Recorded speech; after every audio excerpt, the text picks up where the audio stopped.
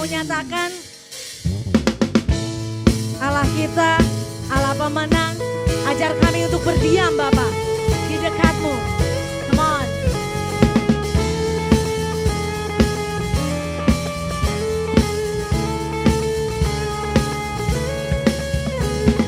Ajarku berdiam, dekati hatimu. Di saat ku berpaling, temukan cintamu. Di sana kau menanti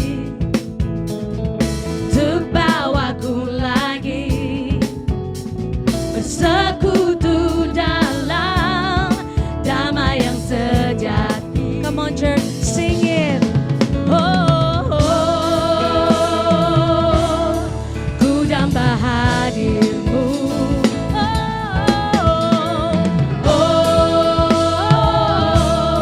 Inilah rindu hidupku, hanyalah untukmu.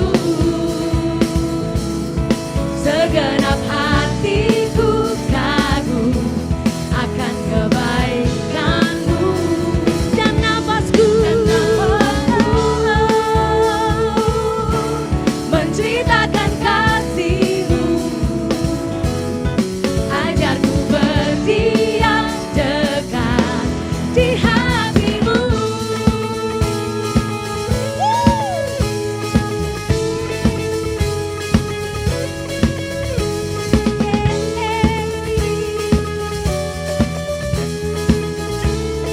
Come on, sing it church. Ajarku berdiam dekat di hatimu. Yes Lord. Di saat ku berpaling, temukan cintamu. Come on, sing it church. Sana kau menanti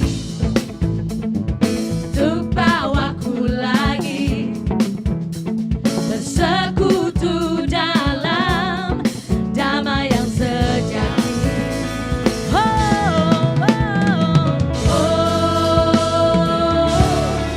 Ku damba hadirmu.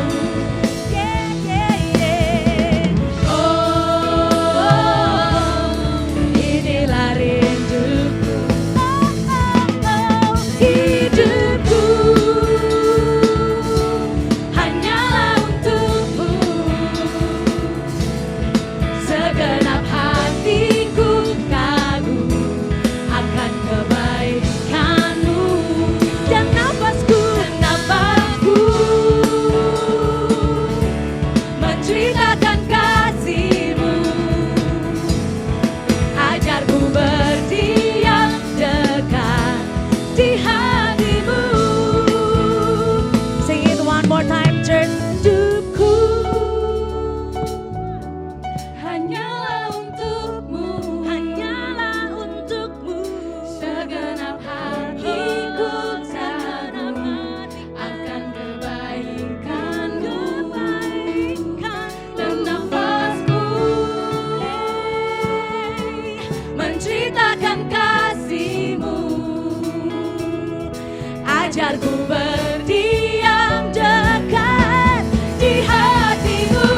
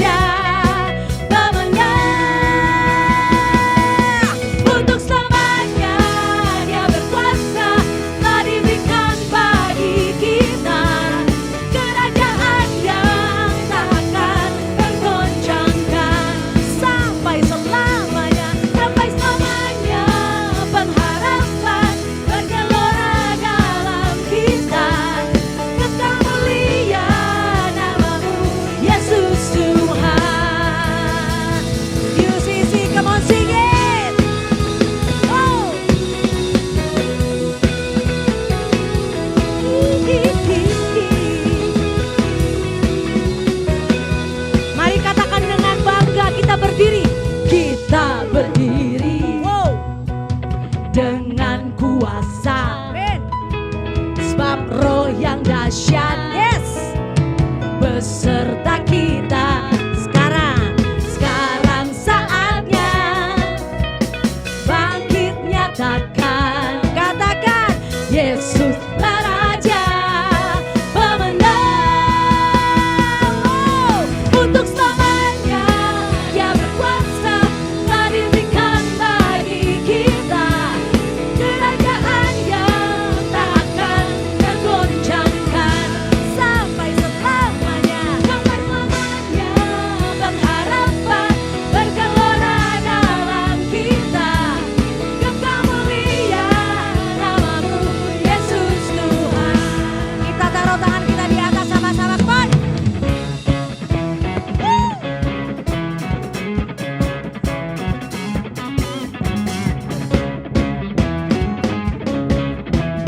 One, two, come on, sing it, four. Bam, bam, pararam, yes, nice. Bam, bam, pararam, para, para. Bam, bam, pararam, bam, bam, pararam. Sekarang saatnya bangkit nyatakan nama yang besar, yes, Yesuslah Tuhan.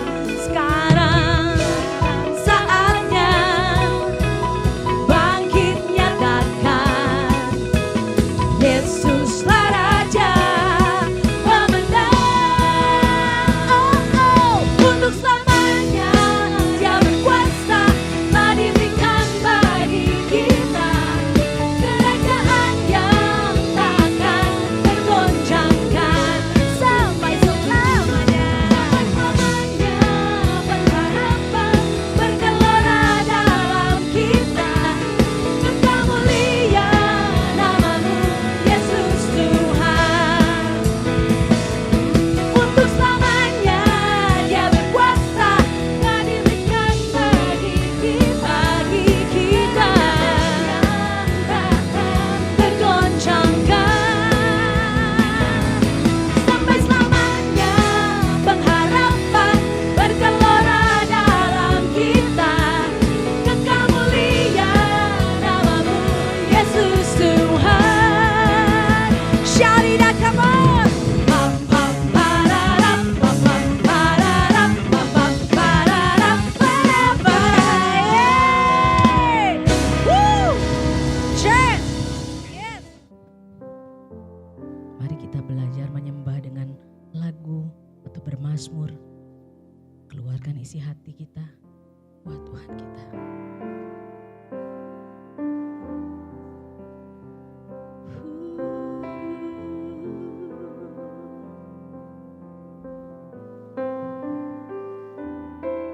Bawa kami Tuhan lebih dalam lagi mengenal pribadi-Mu.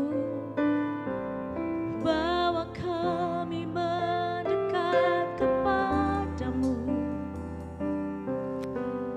Kami rindu di hadirat-Mu. Oh Yesus, Yesus.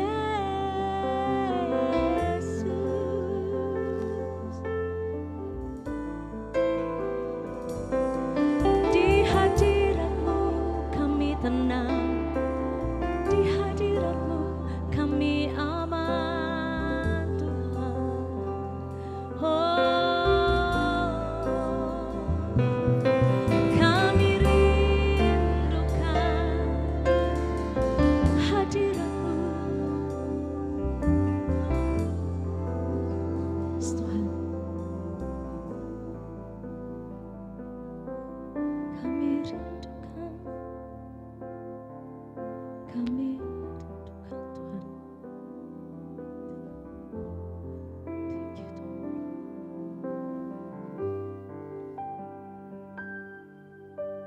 Satu hal yang ku rindu, berdiam di dalam rumah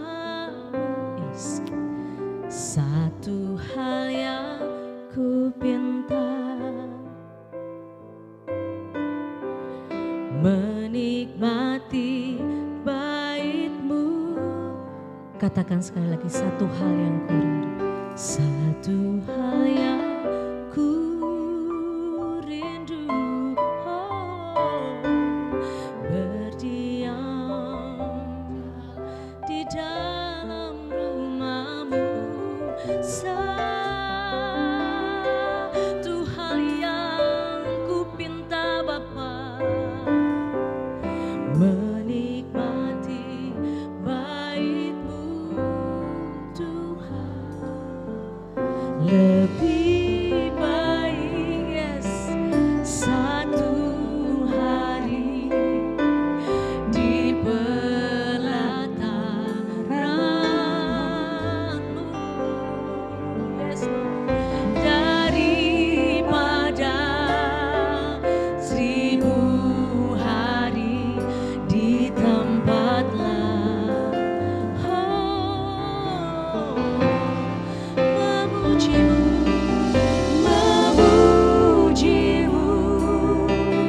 menyembah-Mu, Kau Allah yang hidup, dan menikmati semua kemurahan. Mari kita nikmati semua kemurahan. Kita naikkan pujian.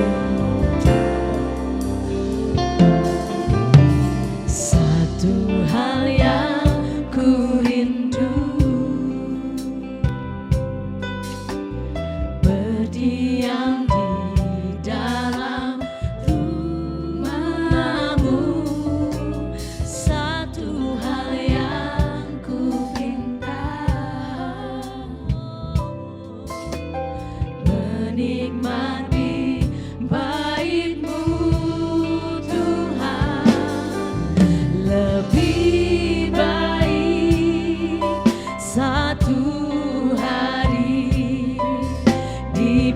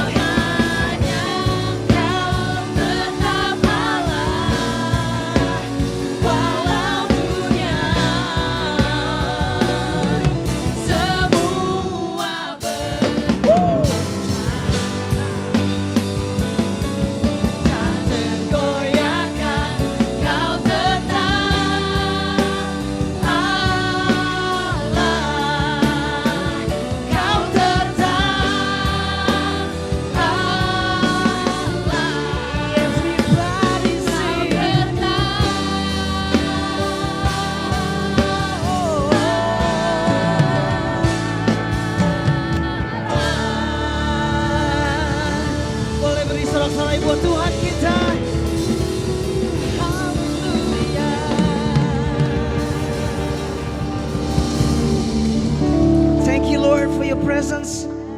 Kami mau dengar firman-Mu bicara buat kami. Kami haus akan Engkau.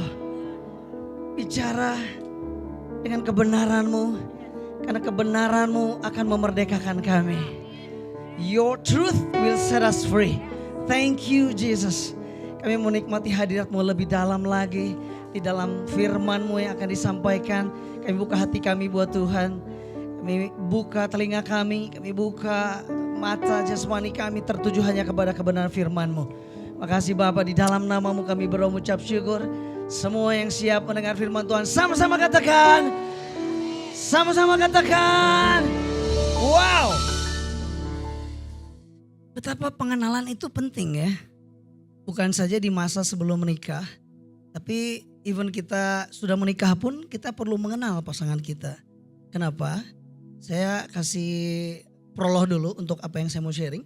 Jadi karena pengenalan itu akan membawa kita kepada yang namanya pengertian. Saya ulang.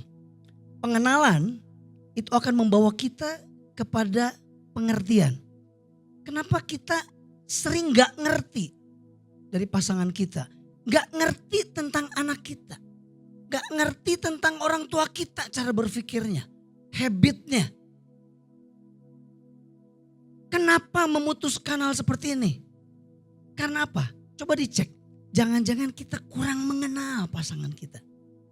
Karena ketika kita mengenal pasangan kita, maka akan muncul yang namanya pengertian. Karena gak mungkin kita bisa ngerti seseorang kalau kita gak kenal seseorang. Kenal itu penting karena itu bicara tentang relationship yang perlu dibangun lebih dalam. Untuk kita bisa lebih mengerti. Hari-hari ini generasi, bahkan banyak orang tua yang terjebak menyekolahkan anaknya di sekolah yang kira-kira akan membawa dia kepada level kepintaran yang lebih. Sekedar cuman supaya biar anak gue pinter, dipenuhi dengan knowledge. Tapi banyak generasi hari ini, anak-anak yang kurang punya pengertian. Pinter sih, tapi kurang pengertian. Percayalah, knowing tidak sama dengan understanding. Sometimes knowing itu ujungnya cuma karena knowledge. Jadi akhirnya kita tahu. Berapa banyak kita tahu kalau di rokok itu ada tulisannya bahwa merokok itu punya dampak buruk terhadap kesehatan. Jantung, impotensi dan sebagainya. Tahu nggak? Tahu. Tapi pertanyaannya, ngerti nggak? Belum tentu. Cuma tahu, tapi nggak ngerti. Itu sebabnya konflik seringkali terjadi. Karena apa?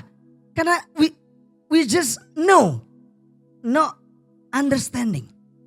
Kita cuman tahu tapi nggak ngerti. Makanya kalau lagi ribut kan sering ketika konflik udah. Gue udah tahu. Udah tahu. Tapi muncul respon berikutnya. Iya, tapi kamu tuh ngerti gak sih perasaan aku? Ngerti gak? Not just knowing. But we must upgrade ourselves, punya level of understanding. Ngerti gak? Nah, pengenalan akan menghasilkan pengertian. Itu sebabnya sejauh mana saudara kenal Tuhan saudara. Kenapa kita sering gak ngerti? Kenapa gue harus ngalamin ini? Gue gak ngerti jalan-jalan Tuhan. Kenapa? Karena kita kurang kenal Tuhan kita. Kalau kita kenal Tuhan kita, maka kita tahu persis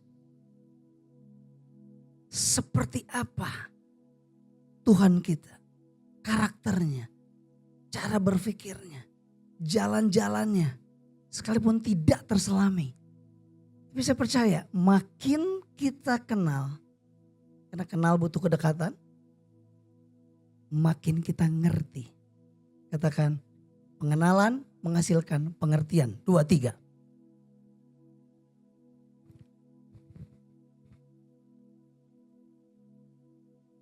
Apakah saudara mengenal bos saudara? Apakah saudara mengenal pemimpin saudara? Apakah saudara mengenal pasangan saudara? Apakah saudara mengenal gembala saudara? Perlu kedekatan untuk bisa mengenal, oh ini maksudnya. Oh gini tuh. Oh gua baru tahu. Masalahnya gini, sekolah di sekolah formal itu hanya membawa kita kepada begini. Diajar, mengalami, baru ngerti. Itu sekolah di sekolah formal. Sekali lagi, diajar, mengalami, baru ngerti. Tapi sekolah kehidupan seringkali gak begitu. Sekolah kehidupan gini, mengalami, belajar, ngerti. Sekolah formal, diajar, mengalami, ngerti. Saya dulu diajar. Walaupun saya salah jurusan accounting. Debit, kredit, puyeng saya tuh kalau sama urusan debit kredit. Mumet saya tuh. Aneh, gak bisa, sulit untuk dimengerti. Kenapa kalau kita datang ke supermarket, kenapa pintu masuk sama pintu keluar beda? Kenapa? Satu aja, boros banget terus bikin di sono. Satu aja cukup. Diajar, mengalami, baru ngerti. Ketika dikasih tahu teorinya, kita masih belum ngeh sebelum kita mengalaminya. Oh iya ternyata di bisnis itu kalau pintu masuk sama pintu keluar jadi satu, mudah sekali terjadi kebocoran. Itu sebabnya masuk dari sini, lu ambil barangnya, keluarnya dari sana. Itu sebabnya bagian pembelian sama penjualan gak boleh jadi satu. Udah satu aja kan hemat lumayan biaya. Seringkali terjadi kebocoran. Karena itu saya jadi baru ngerti ketika diajar, mengalami, baru ngerti. Tapi kehidupan enggak gitu. Kehidupan beda. Mengalami, enggak ngerti kenapa. Salah gua di mana? Perpuluhan lancar. Persembahan lancar. Melayani udah. From Christmas to Christmas aku pelayanan terus. Kurang apa? Kenapa itu harus terjadi? Saudara mengalami dulu. Ketika mengalami, saudara baru belajar sesuatu. Setelah belajar baru ngerti. Oh ini tuh. Ya, ada proses waktu. So betapa penting pengenalan. Katakan penting banget pengenalan. Karena pengenalan membawa kepada pengertian. 2, 3. Pengenalan membawa kepada pengertian. Yang kedua, pengenalan membawa kita kepada kepercayaan. Makin kita kenal seseorang, makin percaya kita. Betul gak? Bahkan bukankah seringkali kita ditipu dengan orang yang kita percayai? Betul gak? Orang pinjam uang, di awal manis semua mulutnya. Ya, yang penting gol dapat duitnya. Begitu udah dapat duitnya, ingat, macet nggak bisa bayar, kita nagih pagi-pagi telepon, yang ngutang lebih galak daripada yang ngasih pinjam. Kita bisa kena marah, lu gila ya, pagi-pagi lu udah telepon gue gila, lu pikir gue nggak mau bayar? Nah, lebih galak daripada yang minjeminnya. Padahal waktu lagi awal manis banget. Ujungnya kita merasa tertipu oleh seseorang yang dekat dengan kita, yang kita percaya. Iya apa ya? Ya kan? Saudara keluar dari tempat ini tiba-tiba ada orang lain yang tidak saudara kenal terus datang sama saudara. Contoh Inkyong, datang sama Inkyong. Pak, punten Pak, saya tiba-tiba iya kalembur, saya mau pulang ke kampung tapi saya nggak ada uang. Boleh Pak pinjamin saya 2 juta. Walaupun ada. Pertanyaannya, apakah Inkyong akan ngasih duitnya 2 juta sama orang yang tidak dikenal? Tidak mungkin. Nggak kenal. Buat apa? Saya pasti akan lebih memberi pinjaman kepada yang saya kenal. Kenapa? Karena lebih trust. Begini pertanyaan, apakah saudara kenal Tuhan saudara? Kenapa saudara susah percaya sama Tuhan saudara? Jangan-jangan karena saudara nggak kenal dengan Tuhan saudara. Saudara nggak dekat dengan Tuhan saudara. Sehingga saudara ragu. Apakah Tuhan sanggup? Apakah Tuhan mampu? Apakah Tuhan bisa? Dulu saya masih ingat. Angelin, anaknya Tante Lina. Dikasih waktu 7 menit, dia cerita. Saya punya iPhone. iPhone saya rusak. Tapi saya pengen bener lagi. Dibawa ke service center. Lalu dicek. Ketika dicek, dibilang, ini handphonenya harus ditinggal. Berapa hari? 3 hari. Pertanyaannya, kalau Angelin tidak menyerahkan handphone ini kepada orang yang mampu, kepada orang yang mahir, kepada ahlinya, kira-kira handphonenya bakal benar enggak? Enggak. Begitu dengan hidup kita. Wah Syekh, waktu itu masih SMA. Dikasih waktu 7 menit, cerita dia. Dan saya gak pernah lupa dengan cerita itu. Begitu juga dengan hidup kita. Hidup kita seperti handphone itu. Mau gak diserahkan? Sama seseorang yang Anda percaya bahwa dia mampu melakukannya. Kenapa kita susah percaya sama Tuhan? Karena apa? Karena kita kurang mengenal Tuhan kita. Bilang kiri kanannya, penting untuk mengenal Tuhan kita. Bisa nangkep? Bisa nangkep ya? Ezra, engkau perlu mengenal baik-baik Sarah. Supaya kamu ngerti, oh ini tipenya gini. Orangnya kayaknya suka overthinking. Atau ini orangnya suka gampang stres. Gak bisa melakukan sesuatu yang langsung 5. Harus satu-satu dulu, diproses udah beres, baru next, baru next, baru next.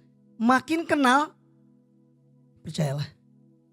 Kamu punya solusi untuk ini. Ah berarti kalau gue ngasih tugas sama nih orang kagak bisa langsung bisa. Tapi kan harus di-upgrade. Yes, setuju harus di-upgrade. Tapi untuk di-upgrade orang perlu proses yang mau lama. Karena itu bukan nature-nya. Sehingga kamu bisa mikir-mikir. Kalau mau lebih banyak dapat konflik, paksa aja. Tapi kalau lu mau menghindari untuk supaya gak terlalu banyak konflik yang bikin bukan liar tapi liar.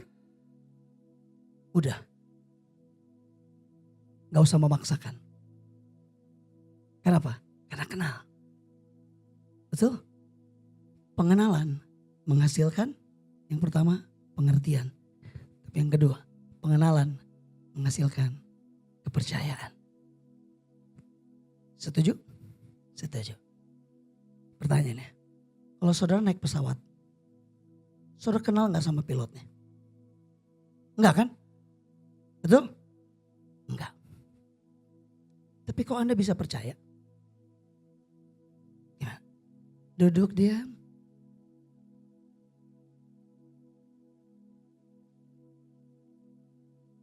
Kita akan memasuki cuaca yang kurang baik. Dan akan ada guncangan. Karena itu kembalilah ke tempat duduk Anda. Kencangkan sabuk pengaman Anda. Lipat meja yang ada di hadapan Anda. Saja. Ada pramugari di sini. Dia akan hafal itu. Ada guncangan.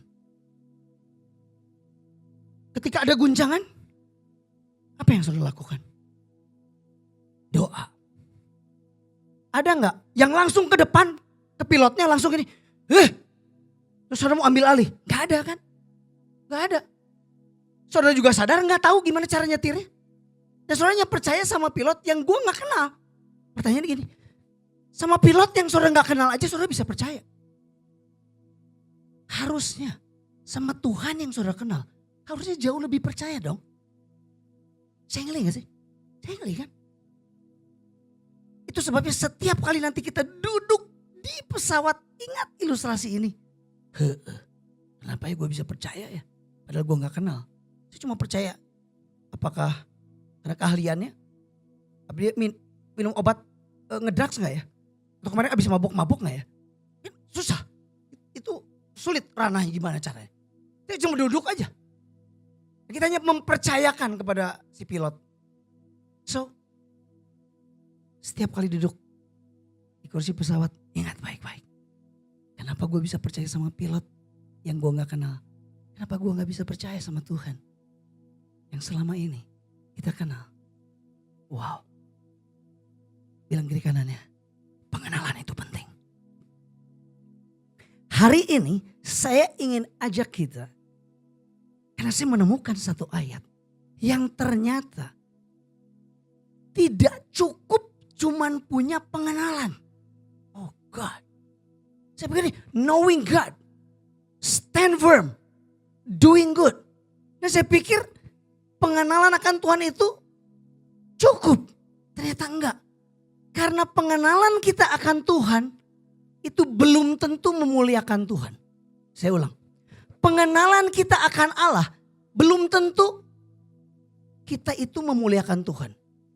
Coba buka slide. Saya ketemu dengan ayat ini. Wow, langsung ngebang di kepala. Saya pikir kalau makin kita kenal Tuhan, maka kita makin memuliakan Allah. Di dalam ayat ini enggak. Sebab sekalipun mereka mengenal Allah, knowing Him, knowing God, mereka tidak memuliakan Dia sebagai Allah. Saya nggak tahu dia memuliakan Allahnya sebagai apa. Karena di sini dikatakan mereka tidak memuliakan Allah sebagai Allah. Atau mereka tidak mengucap syukur kepadanya. Oh, wow. Artinya begini, kalau saudara tidak penuh dengan ucapan syukur kepada Tuhan, Anda tidak sedang memuliakan Allah kalau begitu. According to this verse, right?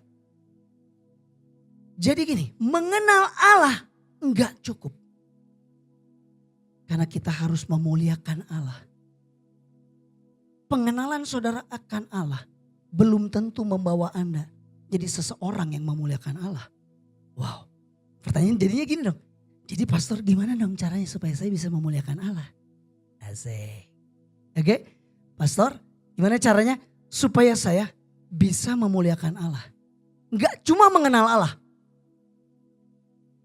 Ada next step yang harus kita lakukan. Ini dia. Slide berikutnya. Ini. Statement saya, orang yang mengenal Allah belum tentu memuliakan Allah. Ya, belum tentu. Ini. Dan, coba buka ayatnya. Dan oleh sebab kamu telah tahan uji dalam pelayanan itu, mereka memuliakan Allah. Hello. Saya pikir salah satu alat uji, terjunlah dalam dunia pelayanan. Sekali lagi salah satu untuk membuat kita tahan uji adalah terjunkan dirimu di dalam pelayanan. Karena di sini kalau engkau tahan uji dalam pelayanan itu, mereka memuliakan Allah. Ada berapa banyak di antara kita yang belum melayani? Terjunkan dirimu. Aku mau melayani. Oh Kelvin, aku mau melayani. Aku melayani apa ya? Pastor, aku pengen melayani. According to this verse, saya belum punya pelayanan. Saya mau melayani. Pelayanan apa ya? Nah, coba. Ambil keputusan. Karena ini salah satu area, tempat untuk tes apakah kita tahan uji atau tidak. Sebab kamu telah tahan uji dalam pelayanan itu, maka mereka memuliakan Allah. Memuliakan Allah karena apa? Karena apa? Katakan, ketaatan. Ternyata Tuhan gak cukup puas kalau kita cuma kenal Dia. Dia mau kita taat. Karena ketaatan ternyata jauh lebih memuliakan Allah daripada hanya sekedar mengenal Allah. ketaatan kamu dalam pengakuan akan Injil Kristus dan karena kemurahan hatimu dalam membagikan segala sesuatu dengan mereka dan dengan semua orang. Karena di dalam pelayanan Anda harus membagikan, seringkali membagikan segala sesuatu, waktu Anda, energi Anda, pikiran Anda. Ya, ketemu dengan orang yang menyebalkan, ketemu orang yang berbeda pikiran dengan saudara, berbeda style dengan saudara, berbeda cara pandang dengan saudara. Anda diuji di dalam pelayanan itu. Anda sedang dididik mentalnya untuk tahan uji. Sehingga ketika Anda tahan uji, maka Anda memuliakan Allah. Not just knowing God. Bukan cuma sekedar tahu atau kenal Tuhan. Tapi terlibat di dalam pelayanan. Diuji. Apakah saudara tahan uji apa enggak? Dan ketika saudara tahan uji, disitulah engkau memuliakan Allah. Dalam atau karena ketaatan Anda akan pengakuan Injil. So, ketaatan ini penting. Saya percaya di mana-mana yang namanya orang tua, dia bahagia kalau anaknya kenal orang tuanya. Setuju? Tapi seringkali orang ini udah kenal tetapi nggak taat. Itu membuat kesedihan bagi orang tua. Karena anaknya nggak taat. Betul? Jason kalau pulang jangan malam-malam. Pagi dia pulang. Habis kata papi nggak boleh pulang malam-malam, ya udah pagi aja. Karena tidak taat membuat duka di orang tuanya. Nah, mari kita belajar. Hari ini hampir sepanjang tahun kita belajar tentang knowing God, tapi saya mau upgrade kita hari ini. Not just knowing, tapi obedience, ketaatan itu penting. Pertanyaannya, bagaimana menguji ketaatan saudara? Apa alat uji yang paling keren untuk saudara menjadi pribadi yang taat? Boleh kasih masukan buat saya. Apa? Liani, apa Liani? Apa Li? Alat uji untuk membuktikan bahwa kita taat.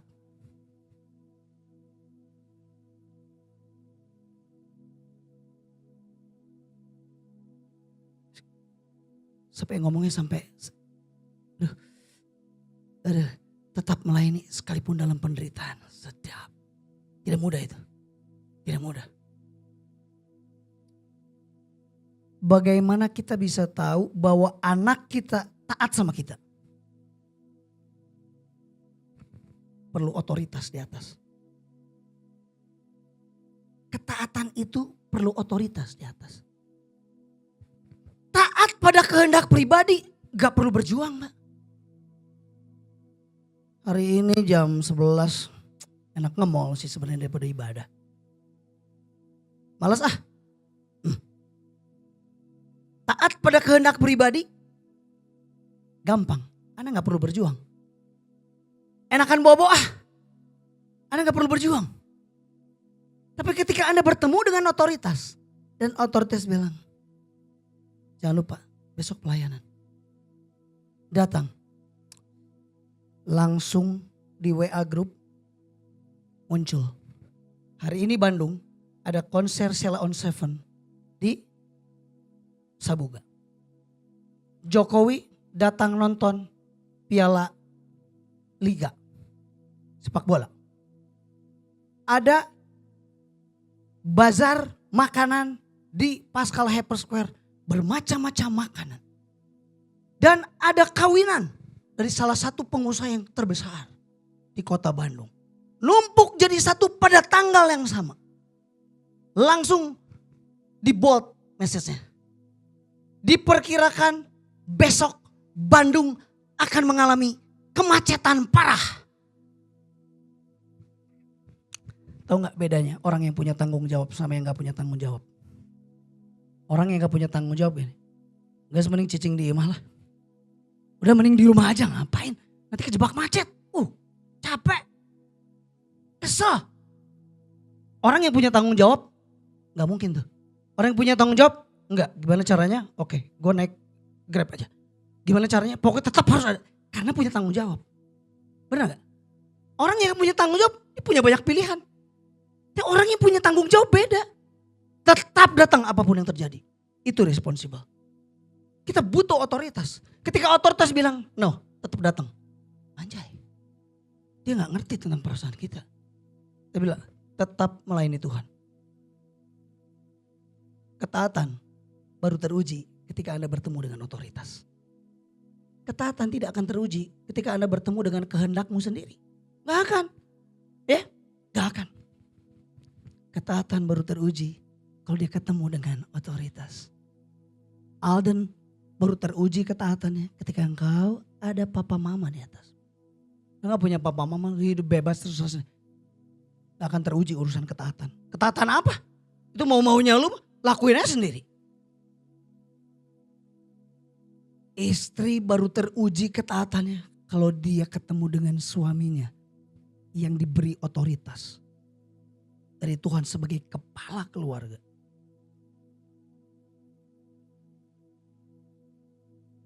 Ya Pak ya.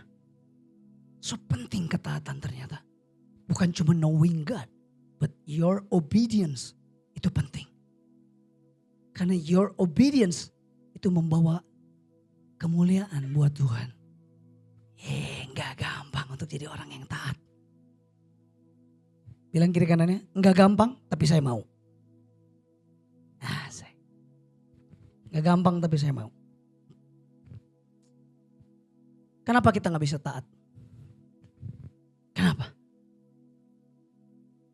Kenapa kita gak bisa taat? Siapa Yesus dan sebagai apa Yesus dalam hidup kita akan menentukan ketaatan kita kepadanya. Percayalah. Siapa Yesus dalam hidup saudara? Sebagai apa dia dalam hidup saudara? Karena itu akan menentukan saudara taat sama dia atau tidak. Coba pikirkan, siapa dia dalam hidup saudara? Apakah dia pembantu rumah tangga saudara? Apakah dia asisten rumah tangga saudara? Apakah dia sebagai pemuas hawa nafsu saudara akan ketamakan, kerakusan, kekayaan, kesuksesan dan sebagainya? Apakah itu dia? Atau dia sebagai apa dalam hidup saudara? Karena itu akan menentukan perlakuan saudara kepadanya. Banyak orang berkata bahwa Yesus adalah juru selamat. Tapi percayalah, kalau Anda hanya menganggap Yesus sebagai juru selamat, Anda tidak mungkin punya ketaatan kepada juru selamat Anda. Percaya. Seorang juru selamat dalam hidup kita hanya memberikan sebuah peluang adanya rasa hutang budi. Betul gak?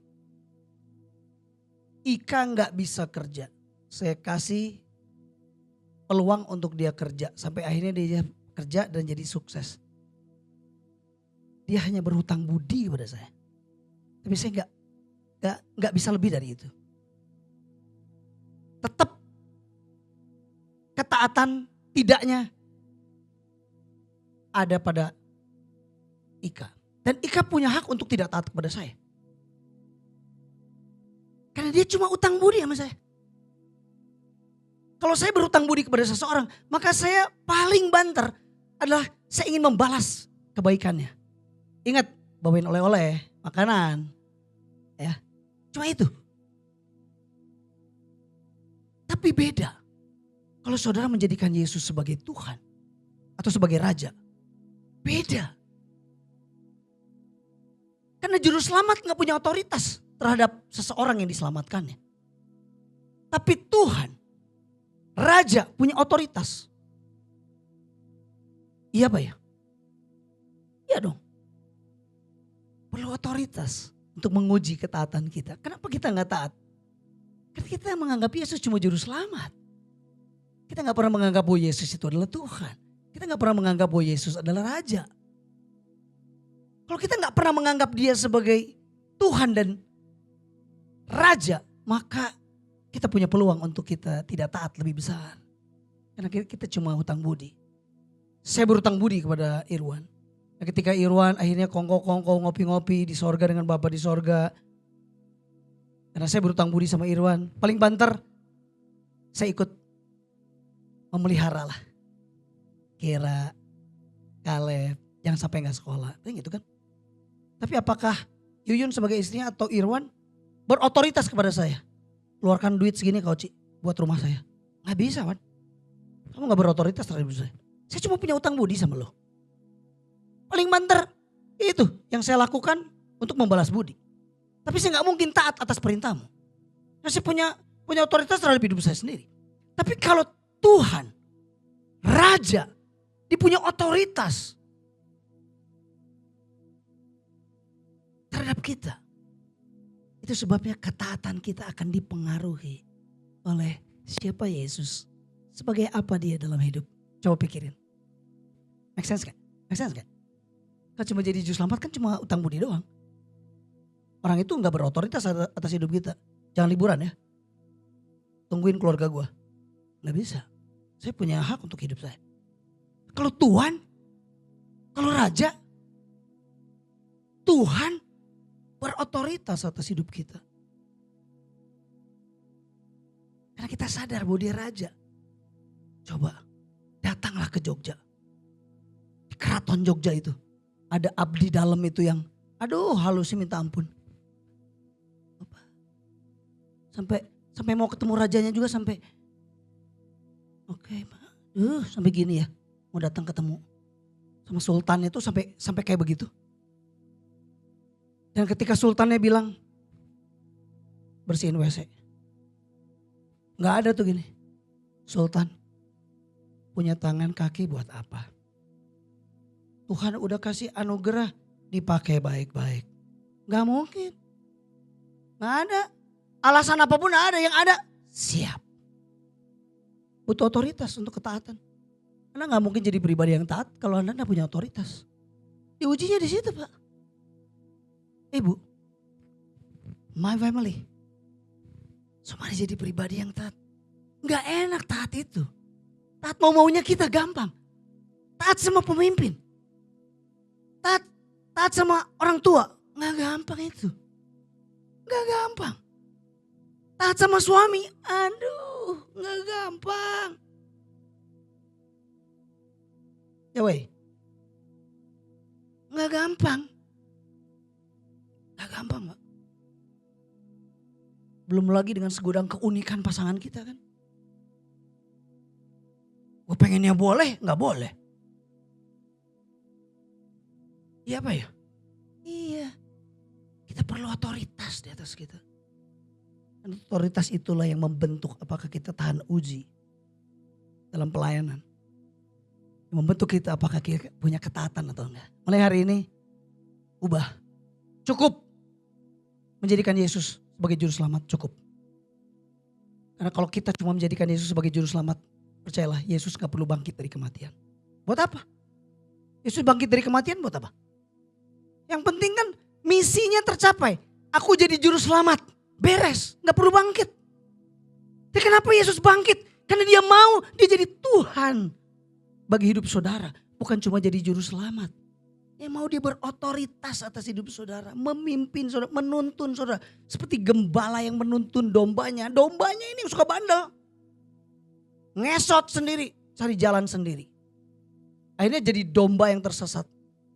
Dan salah satu kelemahan domba adalah domba tidak tahu jalan pulang. Itu. Manusia tahu jalan pulang. Tapi manusia gak tahu jalan pulang hanya karena dua. Pertama mabok. Kedua demensia. Tante saya demensia. Jadi gak tahu jalan pulang, nyantir mobil kemana, gak pulang-pulang. Pas di telepon, mami gak tahu ini jalan pulang kemana. Ya Allah, gak tahu jalan pulang. Oh ternyata demensia. Domba gak perlu demensia. Domba gak perlu mabok. Begitu kehilangan dari kawanan, dia lupa jalan pulang. Dia gak tahu kemana arahnya. So hari ini mari jadikan Yesus sebagai Tuhan. Ketika saudara menjadikan Yesus sebagai Tuhan, maka percayalah akan ada pengaruh yang besar untuk ketaatan. Because you are the owner of my life. Karena engkau adalah pemilik kehidupanku. Karena engkau Tuhan. Tidak ada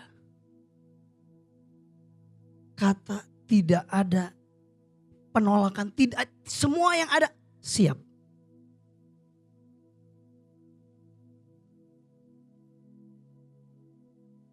Ketika Wenas Leni undang saya untuk makan, Ada pembantunya sudah. Tolong, Non Leni, tahu nggak? Saya lagi apa? Kan saya lagi masuk ke WC. Non Leni ambil sendiri boleh?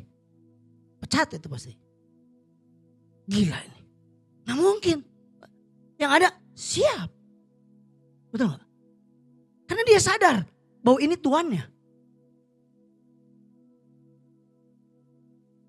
Iya Pak ya. Ketaatan kita akan dipengaruhi oleh siapa dia.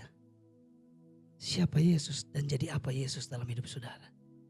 Jangan-jangan selama ini, diam. Tahu apa udah. Gue pengennya gini. Udah. Nanti kalau gue celaka, nanti kalau gue ada repot, nah baru gue butuh bantuan lu ya. Yesus ya. Yesus mah diem aja sini. Roh Kudus, di ujung. Roh Kudus di ujung. Udah jangan apa-ngapain. Nanti kalau gue perlu baru gue panggil. Bukankah kita sering kali begitu sama Roh Kudus, sama Yesus? Yang seharusnya, Yesus tuntun langkahku. Aku gak bisa lihat jauh ke depan. Tapi hanya Engkau yang bisa tahu di depan sana ada apa. Tuntun langkahku. Kalau jalan, aku jalan. Kalau stop, aku stop. Harusnya itu yang harus kita lakukan. Because we know, we realize, we understand bahwa He's Lord, He's God, He's King, not just Savior. Ya Pak ya. Yang kedua, kenapa kita gak bisa taat? Kita gak bisa taat karena faktor ini. Apa yang kita kasih makan dalam hidup kita akan menentukan ketaatan kita terhadapnya. Coba cek apa yang kita kasih makan dalam hidup kita. Karena yang kita kasih makan makin lama makin besar. Dan yang makin besar itu makin mendominasi dalam hidup kita. Menguasai hidup kita. Dan kita akan sulit untuk jadi gak taat. Karena firman-Nya berkata, berjaga-jagalah dan berdoalah supaya kamu jangan jatuh ke dalam pencobaan. Nah, roh memang penurut, tetapi daging lemah. Dalam terjemahan bahasa Inggris dikatakan di Amplified Bible bahwa berjaga-jaga itu adalah give strict attention. Kasih perhatian penuh. Kasih perhatian khusus. Full of attention. Berjaga-jaga itu artinya itu. Be cautious. Sadar. Berhati-hati. Penuh dengan kehati-hatian dalam menjalani hidupmu. Jangan sembarangan hidupnya. Penuh dengan kehati-hatian. Be active. Harus aktif. Jangan pasif. Aktif. Beberapa di antara kita mungkin di pelayanan udah pengen, udahlah. Capek. Tuhan bilang, be active. Tetap aktif. Berjaga-jaga. Dan berdoa. Kenapa kita jatuh dalam pencobaan? Karena kita gak berjaga-jaga dan gak berdoa. Karena kita gak memberi perhatian penuh terhadap kehidupan rohani kita. Karena kita gak berhati-hati dalam hidup. Karena kita gak mau aktif, maunya mager, nyaman. Udah gak usah repot-repot. Apa yang kita kasih makan? Daging kita. Kalau daging kita dikasih makan, daging kita makin lama makin besar. Roh penurut, daging lemah. Kenapa saudara gak nurut? Kenapa saudara gak taat? Ya karena yang dikasih makannya dagingnya terus. Rohnya gak dikasih makan. Ibadah malas-malesan. Doa gak mau. Firman, baca firman gak mau. Komsel gak mau, persekutuan gak mau. Udah repot udah. Itu yang membuat kita hari ini tidak mudah untuk taat. Karena kita terus kasih makan daging kita, bukan roh kita. Bukan berarti gak boleh loh kasih makan daging kita. Pulang dari tempat ini kan kita cari makan, pengen cari yang enak ya. Daging dikasih makan, perlu sayang. Jiwa kita dikasih makan, perlu sayang, perlu. Perlu happy-happy. Kata Ika kemarin malam horor banget. Kurang happy. Lampiaskan dengan makan yang enak ya. Enak makan. mengambil waktu berkualitas hari Sabtunya katanya. Dengan sesuatu yang sia-sia. Menurut Ika, jiwanya kurang happy. Jadi makan enak di Cibadak. Ya. Memuaskan perut, memuaskan daging, yes. Jiwanya, yes. Rohnya kurang. Tekor. Ya. Ini. Maksudku ialah hiduplah oleh roh. Maka kamu tidak akan menuruti keinginan daging. Kenapa dagingmu makin besar? Kenapa emosimu makin besar? Kenapa sensitivitasmu makin besar? Kenapa dikit-dikit pengen marah terus? Karena dagingnya dikasih makan terus. Rohnya gak dikasih makan. Roh penurut, daging lemah. Pertanyaan hari ini. Kira-kira menurut saudara. Daging sama roh saudara. Mana lebih banyak dikasih makan? Kasih makan roh saudara. Konsentrasi. Strict attention. Berjaga-jaga. Berjaga-jaga.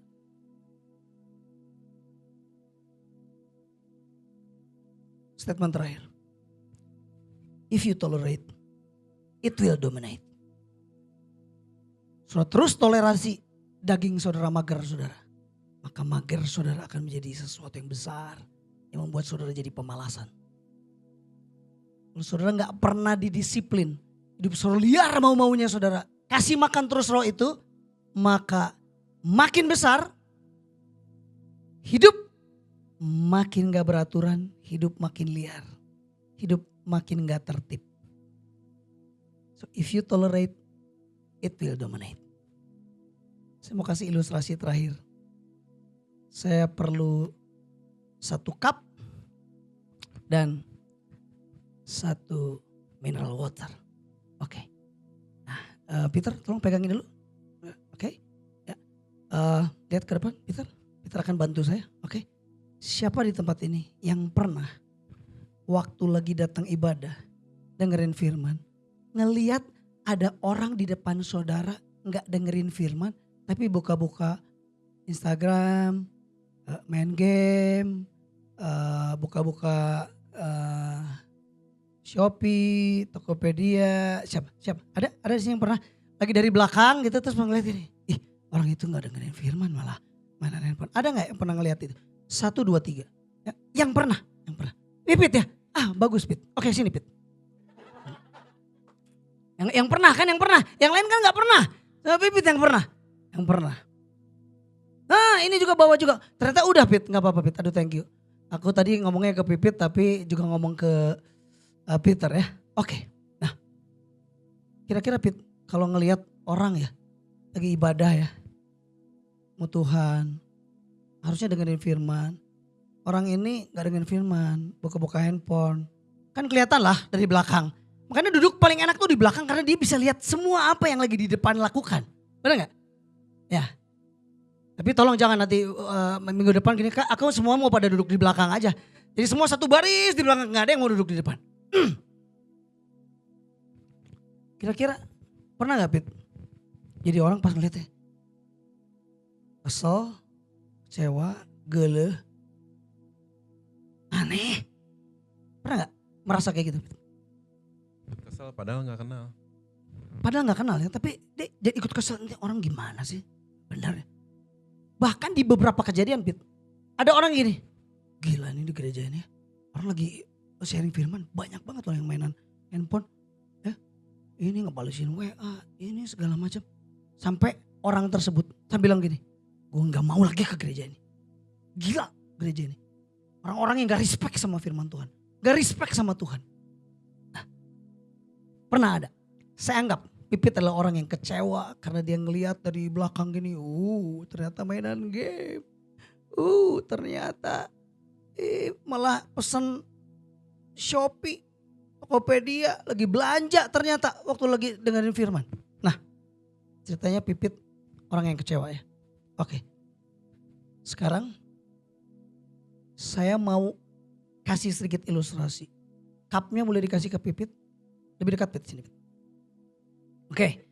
Tolong Peter tumpahkan airnya ke sini. Oke. Terus sampai penuh Peter. Sampai penuh terus jangan sampai tumpah. Oke, terus. Up. Oke. Cukup ya. Nah. Oke. Terima kasih Peter. Peter boleh duduk? Boleh. Peter duduk. Oke. Terima kasih Peter. Oke. Saya minta Pipit jalan ke sini Pit ya. Lihat ke kanan Pit ya. Ke kanan, muter sekali sampai ke sini lagi Pit ya. Tapi nggak boleh sampai tumpah. Di sini muter ke belakang sana. Tapi nggak boleh tumpah ya. Nggak boleh tumpah. Oke. Siap. Hati-hati. Kalau tumpah kamu harus ini. Harus ngomong. Tumpah sekali kok umpamanya gitu ya. Hitung ya. Oke. Kita akan melihat sampai seberapa lama Pipit mampu membuat perjalanannya tidak sampai airnya tumpah. Kita akan lihat.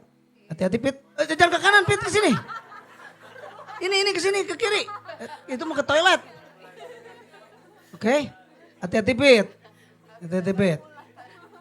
Oke. Kita akan lihat ini. Kita akan lihat. Terus. Oke. Hati-hati. Coba pastikan Peter. Tidak ada yang tumpah. Tolong laporkan kalau sampai tumpah. Ya, saya lihat. Lihat. Ini udah kita limit loh. Ini kalau sampai penuh benar ya. Pasti nggak mungkin cepet jalan dia. Coba oke. Terus. Oke. Lihat. Perhatikan baik-baik langkahnya. Tumpah. Oh di toel mah beda. Kalau di toel beda.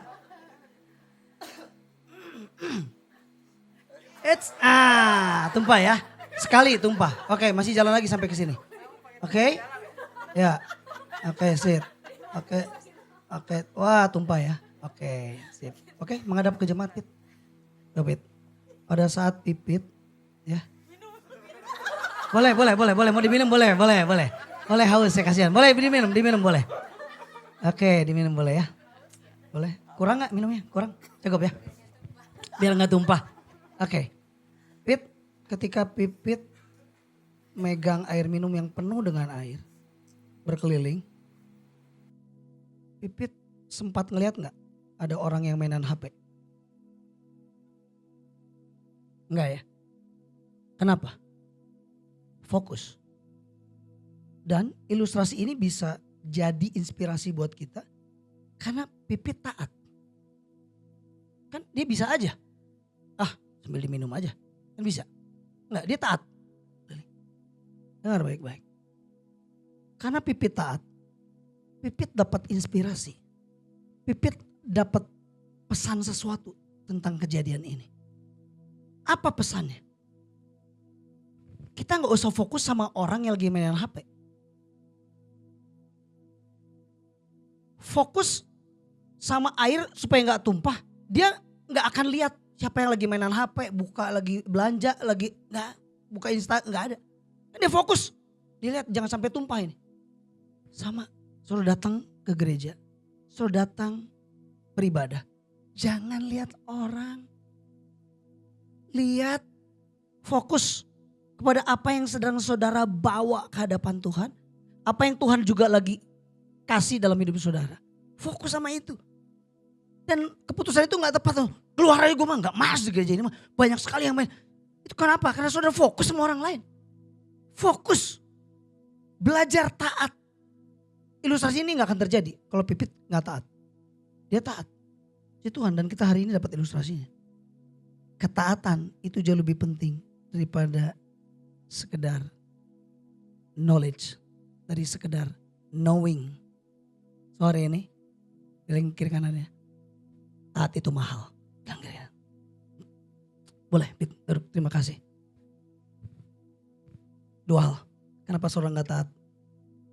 Yesus jadi apa dalam hidup saudara? Jadi asisten rumah tangga. Saudara gak mungkin taat sama asisten rumah tangga saudara. Jadi kalau Yesus jadi raja dalam hidup saudara. Saudara gak punya pilihan selain taat. Betul? Yang kedua, saudara kasih makan apa dalam hidup saudara? Suruh kasih makan terus, nonton Netflix terus nonton Netflix. Lebih dari engkau mempelajari kehidupan saudara. Firman apapun, bukan berarti gak boleh nonton Netflix. Punya akunnya, nonton. Tapi apa yang suruh kasih makan? Apa yang suruh kasih makan? Suruh kasih makan terus daging saudara. Itu sebabnya saudara mudah sekali jatuh dalam dosa. Lust, keinginan, hawa nafsu, keinginan mata. Enggak, udah kenapa? Karena itu dikasih makan terus. Hati-hati dengan yang terlalu sering Anda tonton juga di Instagram, di YouTube, di media sosial. Karena itu akan memberi makan saudara sesuatu yang salah dalam hidup. Sehingga akhirnya saudara tanpa sadar daging saudara makin besar, roh saudara makin kecil. Sehingga saudara jadi gak nurut sama firman Tuhan. Right? Taat itu mahal. Saudara orang-orang mahal. Itu sebabnya, mari jadikan Yesus sebagai Tuhan. Dan yang kedua, kasih makan roh saudara, bukan cuma daging saudara. Yang mau, mari kita tundukkan kepala kita berdoa.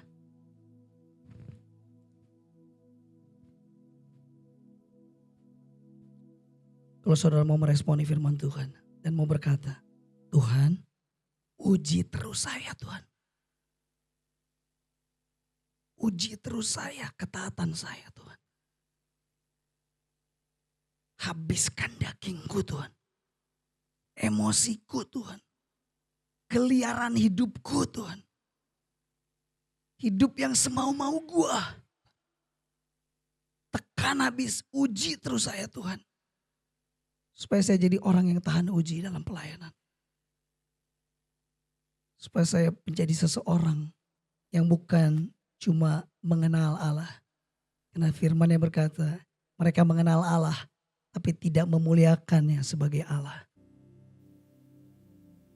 Ternyata pengenalan kita akan Allah enggak membawa Anda menjadi memuliakan Allah.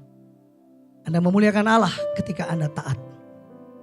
Itu sebabnya lebih baik 1 ons ketaatan daripada 1000 ton doa tanpa ketaatan.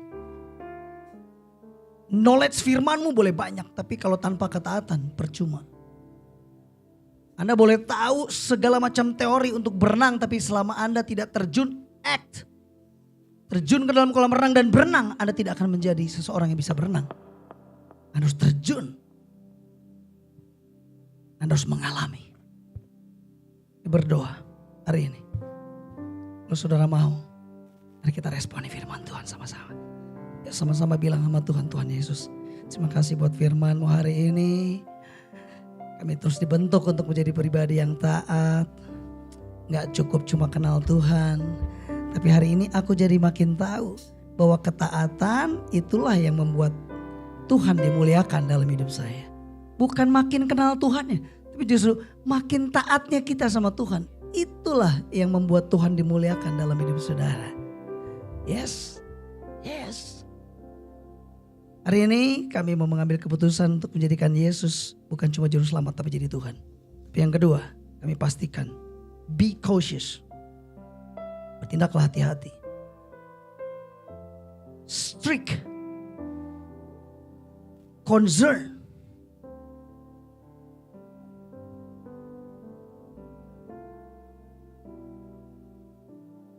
Hidup, be active.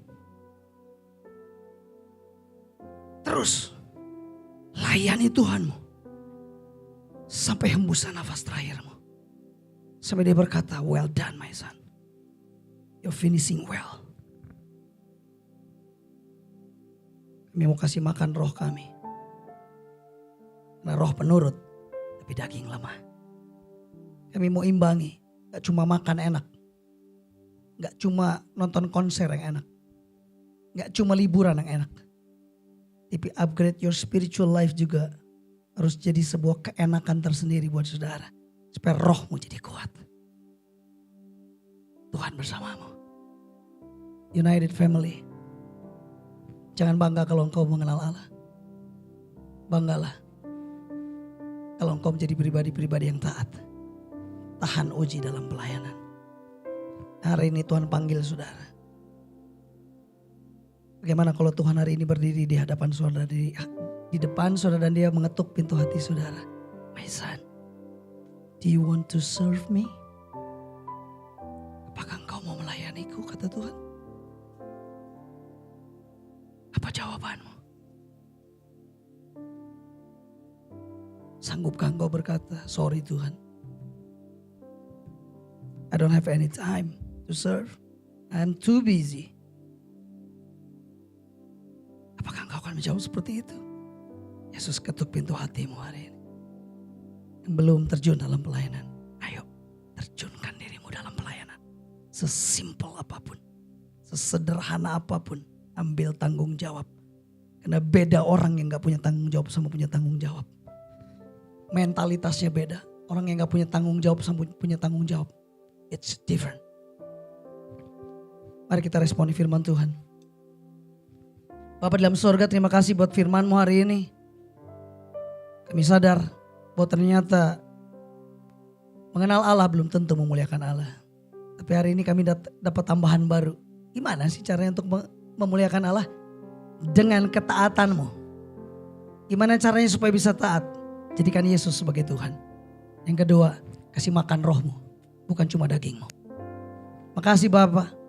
Terpujilah Engkau di dalam nama Tuhan Yesus. Kami berdoa, kami mengucap syukur.